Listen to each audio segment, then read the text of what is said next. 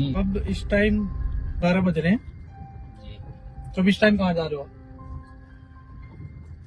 अभी जा रहे हैं सर, लेट से ड्यूटी हुआ था कंपनी से, तो जा रहे हैं।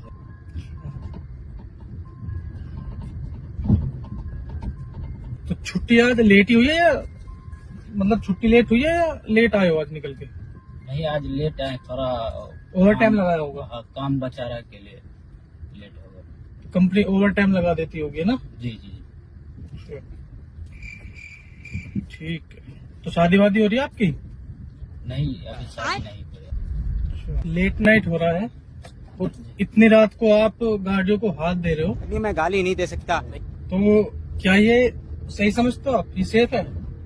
इतनी रात गए आप ऐसे अनजान लोगों को गाड़ी पे हाथ देते हो? क्या कर सकते हैं सर, लेट हो जाता है तो ऑटो नहीं मिल पाती है, जिसकी वजह से किसी से